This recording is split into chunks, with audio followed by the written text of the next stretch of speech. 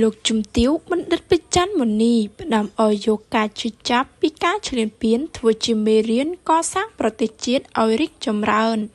រយលៀនអត្ថន័យពីសាររបស់ស្ត្រីទី1កម្ពុជាបានអំពាវនាវឲ្យកូនខ្មែរគ្រប់រូបយកការឈឺចាប់លើកនេះដែលទទួលការឈ្លានពានរបស់ប្រទេសជិតខាងមកធ្វើជាមេរៀនពង្រឹងសមត្ថភាពជំនាញពូនជ្រុំគ្នាហើយសាមគ្គីកសាងប្រទេសជាតិឲ្យបានរីកលូតលាស់តទៅមុខនៅលើបណ្ដាញសង្គម Facebook កាលពីយប់ថ្ងៃទី21ខែធ្នូលោកជំទាវបណ្ឌិតពេជ្រច័ន្ទមុនីហ៊ុនម៉ាណែតបានប្រកាសសូមឲ្យកូនខ្មែរយុវជនយើងទាំងអស់គ្នាយកការជឿចាប់លើកនេះ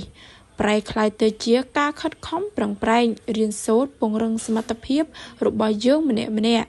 រៀនឲ្យមានជំនាញរៀងៗខ្លួនពីព្រោះនៅពេលដែលធនធានមនុស្សយើងខ្លាំងប្រជាពលរដ្ឋយើងសាមគ្គីគ្នា